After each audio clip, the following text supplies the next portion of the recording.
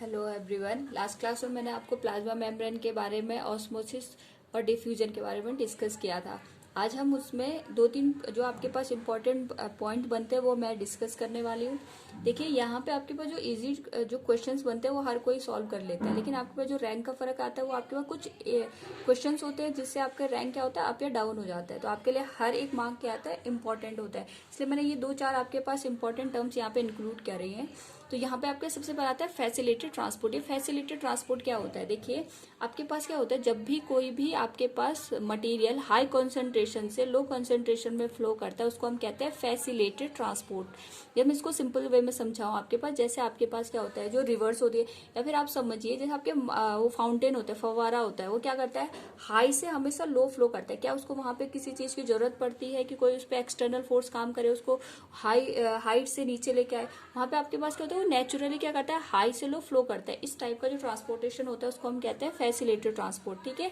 दूसरा होता है आपके पास एक्टिव ट्रांसपोर्ट। देखिए एक्टिव ट्रांसपोर्ट क्या होता है, सपोज दैट आपके पास टंकी रखी है आपने 2 मंजिल ऊपर, ठीक है, और आपको नीचे ग्राउंड फ्लोर से वहां ऊपर पानी चढ़ाना है। तो आप क्या करोगे, वहां पे आप एक्सटर्नल कोई फैक्टर का यूज करोगे, क्योंकि वहां पे आपके पास हाइट पे पानी खुद नहीं चढ़ेगा। वहां पे हम क्या यूज करते हैं, मोटर वगैरह का यूज करते हैं। तो जो मोटर होगी वो आपके पास क्या होगी, एक्सटर्नल फोर्स जनरेट करने का काम कर रही है। उसकी वजह से क्या होगा, हम लो कंसंट्रेशन से भी हाई कंसंट्रेशन में चीजों को क्या करवा सकते हैं, फ्लो करवा सकते हैं। तो अगर आपने कोई एक्सटर्नल सोर्स का यूज नहीं किया है तो उस टाइप का ट्रांसपोर्टेशन होता है फैसिलिटेड। और अगर आपने एक्सटर्नल सोर्स का यूज करके लो से हाई अगर आप फ्लो करवा रहे हो, उसे हम क्या कहते हैं, एक्टिव ट्रांसपोर्ट।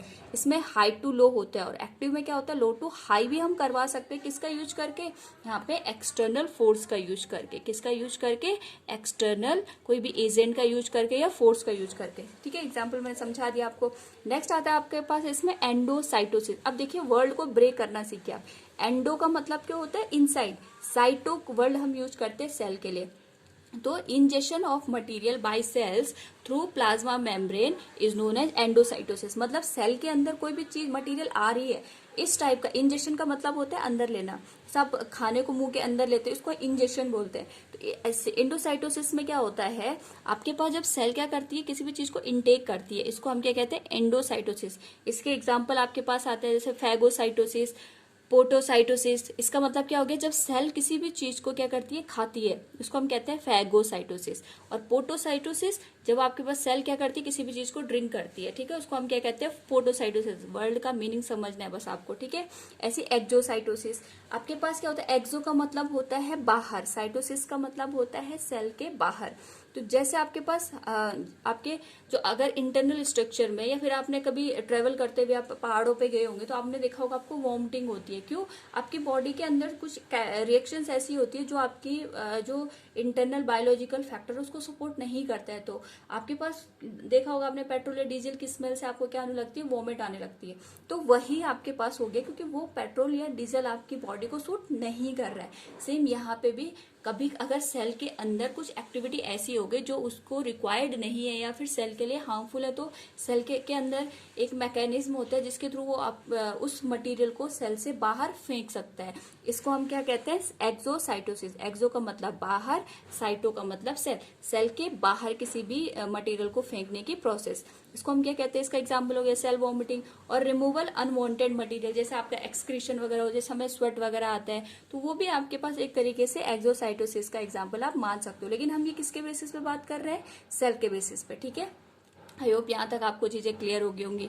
नेक्स्ट हम यहाँ पे डिस्कस करते हैं आपके पास सेल वॉल के बारे में। सेल वॉल मैंने आपको क्या बताया था, आपको मैंने बताया था कि जैसे प्लांट होता है, एनिमल होता है आपके पास, ठीक है। तो जो प्लांट सेल होता है, एनिमल सेल होता है, उसमें आपके पास क्या होता है, जो एक्सटर्नल जो स्ट्रक्चर होता है वो आपके पास सेल मेम्ब्रेन कहलाता है। जो प्लांट सेल होता है उसमें जो आपके पास देखिए ये वाले जो स्ट्रक्चर है आपके पास, ये जो स्ट्रक्चर है इसको हम क्या कहते हैं यहाँ पे, सेल वॉल। ये एनिमल सेल में नहीं मिलेगा, ये केवल आपको कहाँ मिलेगा, प्लांट सेल में। और सेल वॉल आपके पास ये देखिए, इसको मैं लिख लेती हूँ यहाँ पे, सेल वॉल। ये आपके पास जो सेल वॉल होती है ये आपके पास किसकी बनी होती है, ये नॉन लिविंग होती है। पहले तो आपके पास ये कैसी होती है, नॉन लिविंग होती है और परमेबल होती है। सेमी परमेबल नहीं होती है, या फिर कंप्लीटली परमेबल होती है। किसकी बनी होती है, बहुत बहुत इंपॉर्टेंट क्वेश्चन है, सेलुलोज की बनी होती है। सेल वॉल किसकी बनी होती है, सेलुलोज की बनी होती है। ठीक है, अच्छा, इसका फंक्शन क्या है? Permits plants to become turgid, ठीक है। और ये क्या प्रोवाइड करता है? Mechanical support. अब देखिए मैकेनिकल सपोर्ट का मतलब क्या हो गया? जैसे आपकी बॉडी है, हमारी बॉडी में क्या होता है, अगर सपोज एंड बोन्स नहीं होते तो हमारी बॉडी क्या नहीं करती? हमारी बॉडी एक तरीके से आपके पास समझ लीजिए एक गोला होता। किस चीज का गोला होता है आपके पास? जो आपके पास मांसपेशियां आपके पास, ठीक है, तो मसल्स है, उसका एक तरीके से गोला होता है, ठीक है। तो जो बोन्स होती है वो आपके पास एक तरीके से आपको क्या प्रोवाइड करती है? मैकेनिकल सपोर्ट प्रोवाइड करवाती है। सेम ऐसे ही जो सेल वॉल होता है, ये सेल को क्या प्रोवाइड करता है? Mechanical support. इतनी बातें सबको समझ में आ गई। दूसरा मैंने क्या बोला, ये परमिट करते हैं क्या? टर्जिट। टर्जिट का मतलब क्या होता है? प्रेशर।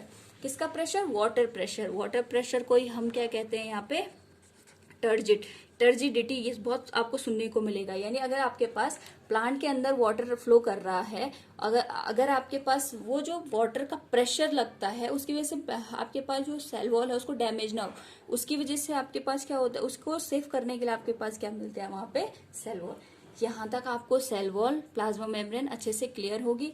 अब हम नेक्स्ट यहाँ पे डिस्कस करने वाले हैं नेक्स्ट जो कंपोनेंट था। आपको याद होगा मैंने आपको बताए थे 3 इंपॉर्टेंट, एक साइटोप्लाज्म, दूसरा मैंने बताया था सेल वॉल, एक मैंने बताया था आपको प्लाज्मा मेम्ब्रेन, दूसरा मैंने बताया था आपको न्यूक्लियस, और तीसरा साइटोप्लाज्म। तो सेकंड पार्ट हम डिस्कस करने वाले हैं यहाँ पे न्यूक्लियस के बारे में। अच्छा, एक और पॉइंट यहाँ पे रह गया, जो सेल वॉल्स होती हैं ये ऐसे नहीं होता कि एक ही वॉल होगी। यहाँ पे क्या होता है? एक वॉल होती है, इस तरीके से देखिए आप, ये आपके पास सेल वॉल होगी, ठीक है। अब ये जो आपके पास सेल वॉल होती है इस तरीके से बहुत सारी लेयर्स बनी होती है इसमें।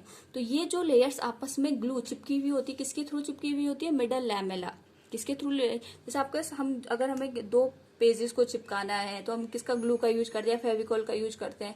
ऐसे ही सेल वॉल को ग्लू करने के लिए हम किसका यूज करते हैं? मिडिल लैमेला का यूज करते हैं। किसका यूज करते हैं? मिडिल लैमेला, ठीक है, इंपॉर्टेंट पॉइंट है। नेक्स्ट मैंने कहा आपको हम डिस्कस करने वाले हैं यहाँ पे किसके बारे में? न्यूक्लियस। अच्छा, अगर मैं आपसे पूछूं न्यूक्लियस का मीनिंग क्या होता है? न्यूक्लियस का मीनिंग होता है सेंटर, ठीक है। तो ये भी एक तरीके का जो सेल का सेंटर पोर्शन होता है, ठीक है, उसे हम क्या कहते हैं? न्यूक्लियस। इसी वजह से हमारा जो सोलर सिस्टम है उसका न्यूक्लियस कहाँ पे? उसका जो केंद्र है, उसका जो सेंटर पॉइंट है कहाँ है? सन है, ठीक है। वैसे ही आपका सेल है, सेल का जो सेंटर पॉइंट होता है उसी को हम क्या कहते हैं यहाँ पे? न्यूक्लियस। ये आपका न्यूक्लियस का स्ट्रक्चर हो गया। अगर मैं आपको इसमें दिखाना चाहूँ, यहाँ पे देखिए, अब याद कीजिए, ये आपके पास ये वाला जो पोर्शन है, ये रेड में दिखा है वो नहीं, जो आपके पास ये ब्लैक वाला पोर्शन है ये आपके पास न्यूक्लियस है। ये क्या हो गया? आपका न्यूक्लियस। सेम यहाँ पे भी देखिए आप, जो आपके पास ये वाला पोर्शन दिख रहा है आप लोगों को, ये वाला पोर्शन जो मैंने यहाँ पे रेड के थ्रू शो कर रखा है, ये आपके पास क्या हो गया? न्यूक्लियस हो गया। आज हम इसके बारे में ही डिस्कस करने वाले हैं यहाँ पे, ठीक है। तो न्यूक्लियस आपके पास क्या होता है? पहले हम इसके पोर्शन पार्ट देख लेते हैं। ये आपके पास होता है ब्रेन ऑफ द सेल, मतलब जो आपके पास पूरे न्यूक्लियस को कंट्रोल करने का काम करता है वो आपका न्यूक्लियस करता है। इसीलिए हम कहते हैं उसको ब्रेन ऑफ द सेल। जैसे आपकी बॉडी की सारी एक्टिविटी कौन कंट्रोल करता है? आपका ब्रेन कंट्रोल करता है। ऐसी ही पूरे न्यूक्लियस की जो सारी एक्टिविटी है उसको कौन कंट्रोल करता है? आपका न्यूक्लियस, ठीक है। इसीलिए इसको हम कहते हैं ब्रेन ऑफ द सेल, ठीक है। अच्छा, इसके बारे में सबसे पहले हमें किसने बताया था? रॉबर्ट ब्राउन ने। बहुत बार पूछा गया क्वेश्चन है ये। अब देखिए, ये आपके पास हो गया इसकी डिफरेंट पार्ट्स के बारे में। ब्रेन ऑफ द सेल माना जाता है, रॉबर्ट ब्राउन ने इसकी डिस्कवरी करी थी।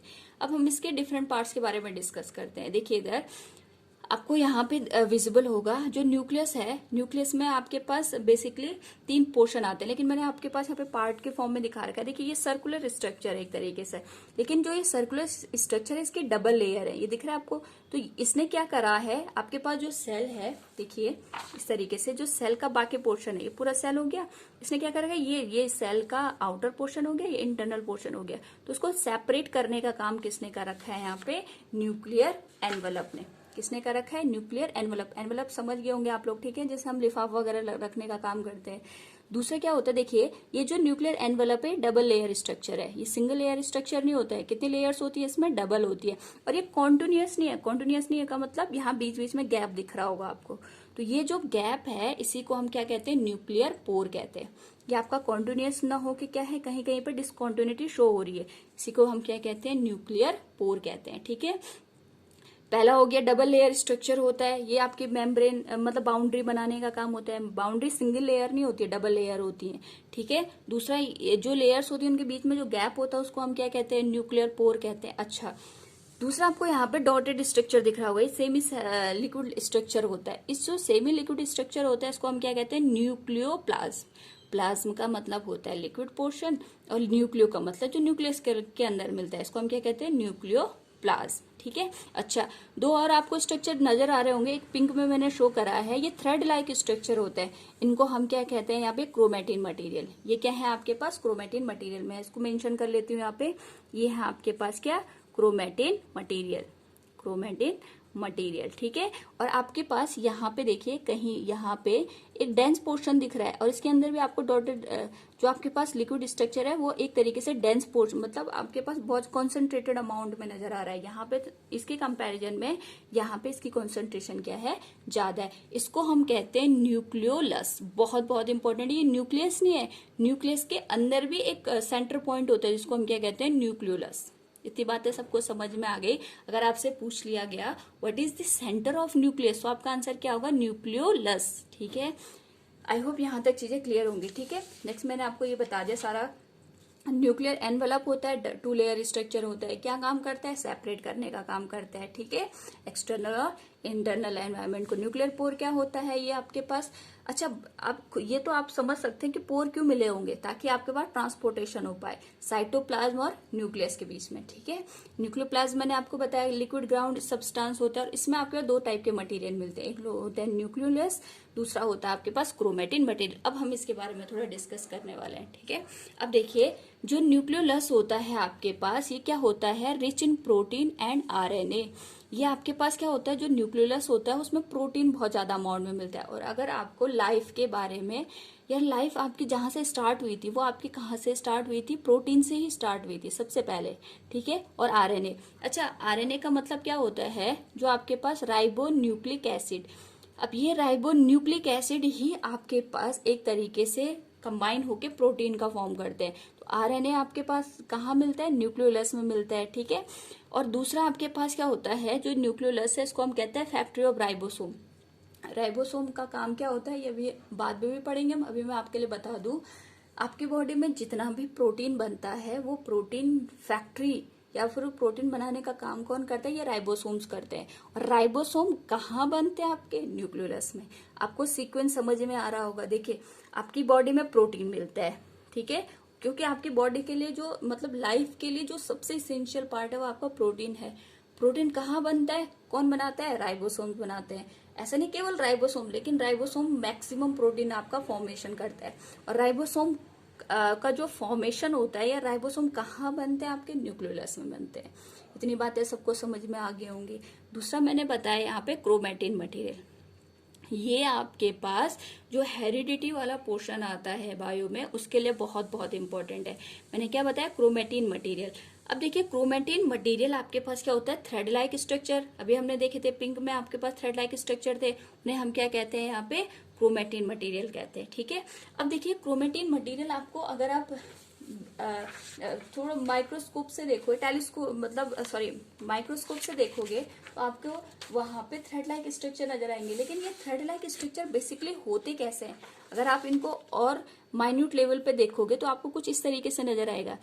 आपको कुछ डिस्क लाइक स्ट्रक्चर नजर आएंगे, और उसपे इस तरीके से थ्रेड लाइक स्ट्रक्चर ऐसे लिपटे हुए नजर आएंगे।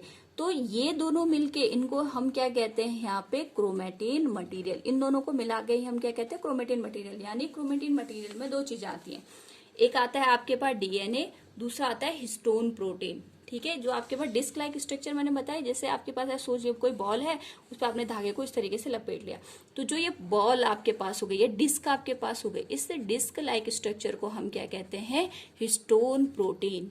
ठीक है। और इस पे जो धागा मैंने बताया थ्रेड बंधा हुआ है, इसी थ्रेड को या धागे को हम क्या कहते हैं यहाँ पे, डीएनए। ये आपके पास क्या हो गया, डीएनए।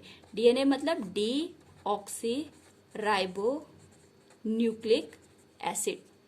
इसको मैं आपको सेपरेट टॉपिक में भी डिस्कस करवाऊंगी। बस अभी के लिए आप ये समझ लीजिए, जो आपके पास डीएनए और हिस्टोन प्रोटीन है, ये मिलके आपका क्या बनाते हैं, क्रोमेटिन मटेरियल। ठीक है। और ये कहाँ मिलते हैं, आपके न्यूक्लियोलस में। ठीक है। इतनी बात सबको, ये मिलके आपके पास जो सेंटर पोर्शन है उसका फॉर्मेशन करते हैं। अब देखिए ये जो डीएनए है या जो आपके पास हिस्टोन प्रोटीन है, इसका हमारी बॉडी में क्या सिग्निफिकेंस है। देखिए आपने देखा होगा जैसे आपके पास क्या होता है, कोई भी जनरेशन होती है, कोई भी सेल होता है, तो सेल अपने आप को क्या करता है, मैंने आपको एक थ्योरी बताई थी, कोई भी सेल है वो आपके पास प्रीवियस सेल से ही क्या होती है, डेवलप होती है। तो आपके पास सेल क्या होती है, डिवाइड होती है, खुद को डिवाइड करके, पहले वन थी, 1 से 2, 2 से 4, 6, 8 इस तरीके से बनती है। तो आपके पास क्या होता है, जब इस तरीके से सेल डिवीजन होता है तो उनमें क्या होता है, एक सेल से कुछ मटेरियल कुछ अमाउंट में दूसरे में ट्रांसफर हो जाता है। तो वो जो ट्रांसफर आपके पास होता है वो आपके पास किसके थ्रू होता है, वो डीएनए के फॉर्म में भी होता है। डीएनए के फॉर्म का मतलब क्या होगा, जैसे आपके पास सपोज दैट आपके पेरेंट्स है, आपने देखा होगा जो आपके पास ऑफ स्प्रिंग होते हैं, यानी जो बच्चे होते हैं और जो पेरेंट्स होते हैं, उनमें बहुत सिमिलैरिटी नजर आती है। ठीक है, किसी के आपके पास हेयर का कलर हो गया या आईज का कलर हो गया, फेस का स्ट्रक्चर हो गया, बहुत हद तक हम किससे मैच करते हैं, अपने पेरेंट्स से। तो वो पेरेंट्स की जो कैरेक्टरिस्टिक होती हैं वो बच्चों में किस तरीके से आते हैं, उसके लिए कौन रिस्पॉन्सिबल होता है, आपका डीएनए। और अगर आप डीएनए का स्ट्रक्चर देखोगे तो आपको लेडर लाइक स्ट्रक्चर नजर आएगा। डीएनए का स्ट्रक्चर कुछ इस तरीके से होता है, इस तरीके से लेडर लाइक स्ट्रक्चर होता है, इस तरीके से। और यहाँ बीच में क्या होता है, आपके पास प्रोटीन वगैरह लगे होते हैं। तो जो लेडर लाइक स्ट्रक्चर है इसी को हम क्या कहते हैं, यहाँ पे डीएनए। अब क्या होता है, जैसे मैंने कहा कि आपके पेरेंट्स के जो कैरेक्टरिस्टिक है आपकी बॉडी में ट्रांसफर हो रहे हैं, उसके लिए कौन रिस्पॉन्सिबल होता है, इस डीएनए का छोटा सा पोर्शन, सपोज दैट ये हेयर के कलर के लिए रिस्पॉन्सिबल है, इतना पोर्शन आपके आइज के कलर के लिए रिस्पॉन्सिबल है। ठीक है, तो ये आपके पास जो डीएनए का आपके पास क्या होता है, इसमें मिलियंस ऑफ कैरेक्टरिस्टिक के एक तरीके से कोडिंग हो रखी है। तो अगर आपके पास जो ये कैरेक्टर होता है उसको डिसाइड करने के लिए जो फैक्टर रिस्पॉन्सिबल होता है उसको हम कहते हैं जीन।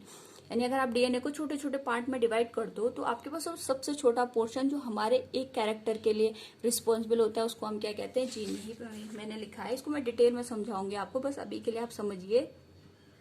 डीएनए आपके पास ये आपके पास कैसा होता है, लेडर लाइक स्ट्रक्चर होता है, ये जेनेटिक मटेरियल होता है। ठीक है, ये क्या करता है, पेरेंट्स के जो कैरेक्टरिस्टिक होती है वो आपके ऑफ स्प्रिंग या बच्चों तक प्रोवाइड करवाती है, और इसके एक कैरेक्टर के लिए आपका एक जीन रिस्पॉन्सिबल होता है। इतनी बात सबको समझ में आ गई।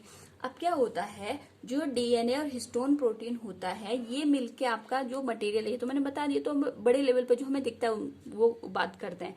लेकिन जो बेसिकली डीएनए और हिस्टोन प्रोटीन होते हैं वो मिलके क्या बनाते हैं, आपका क्रोमोसोम बनाते हैं। ठीक है, और ये क्रोमोसोम कब दिखाई देते हैं, उस टाइम पे आपको थ्रेड लाइक स्ट्रक्चर नहीं दिखाई देते, उस टाइम पे आपको इस तरीके से जो क्रॉस आपके पास दिख रहा है, इस तरीके के स्ट्रक्चर नजर आते हैं, इसी को हम क्या कहते हैं, क्रोमोसोम्स। ठीक है, तो क्रोमोसोम एक तरीके से आपकी बॉडी में सेल डिवीजन के लिए इम्पोर्टेंट है। दूसरा किस चीज के लिए इम्पोर्टेंट है आपकी बॉडी में, जेनेटिक मटेरियल को एक जनरेशन से दूसरी जनरेशन तक ट्रांसफर करने के लिए रिस्पॉन्सिबल होता है। और ये आपको कब विजिबल होते हैं, जब सेल डिवाइड हो रहा होता है। इसके दो पार्ट होते हैं, यहाँ पे बता दिया मैंने, डीएनए और प्रोटीन। इस तरीके से आपको दिखता है। अच्छा देखिए, ये आपका सिंगल सेल होता है, क्रोमोसोम होता है। तो यहाँ पे आपके पास ये ज्वाइंट हो गया, यहाँ पे आपके पास दोनों क्या है, आर्म हम इन्हें कहते हैं। ठीक है, अब जब डिवाइड होना जब क्रोमोसोम खुद को डिवाइड करते हैं, सेल खुद को डिवाइड करता है, तो ये मटेरियल भी खुद को क्या कर देता है, यहाँ पे डुप्लीकेट बना देता है, फोटोकॉपी बना लेते हैं एक तरीके से। और इन्हीं जब ये डुप्लीकेट बना देता है तो इन्हें हम कहते हैं सिस्टर क्रोमेटेड। इसको हम क्या कहते हैं, यहाँ पे सिस्टर क्रोमेटिड। ठीक है, और जब आपके पास सेल कंप्लीटली डिवाइड हो जाती तो एक सेल में एक पोर्शन आ जाएगा, दूसरे सेल में दूसरा पोर्शन आ जाएगा। इस तरीके से ये क्या करते हैं, आपके जेनेटिक बिहेवियर को शो करते हैं। ठीक है, अच्छा दूसरा यहाँ पे मैंने क्या लिखा है, major reasons for difference between prokaryotic and eukaryotic. आपको ध्यान होगा मैंने लास्ट क्लास में आपको समझाया, जब हमने क्लास स्टार्ट की थी वहां पे समझाया था प्रोकैरियोटिक और यूकैरियोटिक। ठीक है, प्रोकैरियोटिक और यूकैरियोटिक का मतलब क्या होता है, सबसे बड़ा अगर डिफरेंस आपको समझना है तो प्रोकैरियोटिक यूकैरियोटिक में यही होता है कि प्रोकैरियोटिक में आपकी क्या नहीं मिलती है, न्यूक्लियस मेम्ब्रेन नहीं मिलती है। ठीक है, और यूकैरियोटिक में आपके क्या मिलती है, न्यूक्लियस मेम्ब्रेन फाउंड होती है। तो जैसे आपके पास जो इनिशियली ऑर्गेनिज्म बने थे उनमें न्यूक्लियस मेम्ब्रेन एग्जिस्ट नहीं करती थी, उसमें आपके पास बाउंड्री का ही पता नहीं था कि न्यूक्लियस कहाँ से स्टार्ट हो रहा है। वो आपके बन गए थे प्रोकैरियोट्स, उनको हम कहते हैं प्रिमिटिव न्यूक्लियस। और यूकैरियोट्स में आपके पास क्या हो गए, जो नए न्यूक्लियस बनते हैं उनको हम क्या कहते हैं, यूकैरियोट्स। ठीक है, अच्छा दो पार्ट आपको अच्छे से समझ में आ गए। नेक्स्ट हम यहाँ पे स्टार्ट करने वाले हैं आपके पास साइटोप्लाज्म। आज मैं केवल आपको इनके पार्ट्स के बारे में बताऊंगी। कल उसके बाद जब हम नेक्स्ट वीडियो लेके आएंगे तो उसमें हम एक एक पार्ट को क्या करेंगे, इंडिविजुअली डिस्कस करेंगे। ठीक है, अच्छा ये आ गया आपके पास साइटोप्लाज्म। अच्छा देखिए, मैंने आपको फिर बताया, अगर वर्ड को समझना तो उसको ब्रेक कर दीजिए। साइटो का मतलब क्या होता है, सेल। प्लाज्म का मतलब होता है लिक्विड।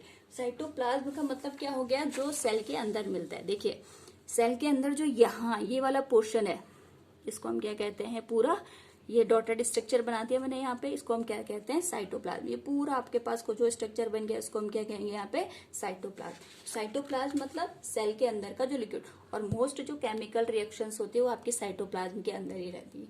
ठीक है, साइटो मतलब सेल, प्लाज्म मतलब liquid. Many reactions take place here. ठीक है, सारी के सारी जो रिएक्शंस होती है वही यही आपके पास साइटोप्लाज्म के अंदर ही होती है।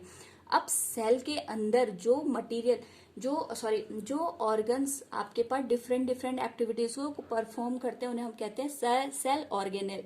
जैसे मैंने बताया था, हमारी बॉडी है, हाथ का अपना काम है, पैर का अपना काम है, माउथ का अपना काम है, एयर का अपना काम है, तो इन सबको हम क्या कहते हैं, ऑर्गन्स। ऐसे ही सेल के अंदर डिफरेंट टाइप के स्ट्रक्चर मिलते हैं और उनका हर किसी का काम डिवाइड है, इसलिए हम उन्हें कहते हैं सेल ऑर्गेनेल। न्यूक्लियस अलग चीज हो गई, वो सेल ऑर्गेनेल का पार्ट नहीं आता है, उसकी अपनी एक इंडिविजुअल आइडेंटिटी है, उसको आप सेल ऑर्गेनेल नहीं मानोगे। साइटोप्लाज्म के अंदर जो आपके पास अदर स्ट्रक्चर मिलते हैं उन्हें हम क्या कहते हैं यहाँ पे, सेल ऑर्गेनेल। ठीक है, many parts performing different activities. अब सबसे पहले इसमें आता है आपके पास एंडोप्लाज्मिक रेटिकुलम, जिसको हम ER भी कहते हैं। नेक्स्ट आता है गोल्जी एपरेटस, इनके बारे में हम डिटेल में पढ़ने वाले हैं। Lysosomes, mitochondria, ribosome, plastid, chloroplast, vacuoles और अदर। ये आपके पास इतने इंपॉर्टेंट नहीं है, फिर भी आपके पास एग्जाम में अगर पूछे गए तो ये है आपके पास पेरिक्सोसोम्स और सेंट्रोसोम्स। ये सेल डिवीजन में आपके पास मेजर रोल प्ले करते हैं। फिर से मैं एक बार रिवाइज करवा दूं ताकि आपको ध्यान रहे। मैं इनको शो भी करवाऊंगी आपको कहाँ पे कौन सा आपके पास ऑर्गेनल है। ठीक है, फिलहाल के लिए आपको इनके नाम याद रखने हैं, endoplasmic reticulum, Golgi apparatus, lysosome, mitochondria, ribosomes, plastid, chloroplast और वॉक्यूल्स। ठीक है, दो और मैंने बता दिए, पेरिक्सोसोम्स और सेंट्रोसोम्स। ठीक है, यहाँ तक आपको क्लियर होगा। आपके जो भी डाउट होते हैं प्लीज आप कमेंट बॉक्स में जरूर पूछिएगा। तब तक अपना ख्याल रखिएगा। Thank you.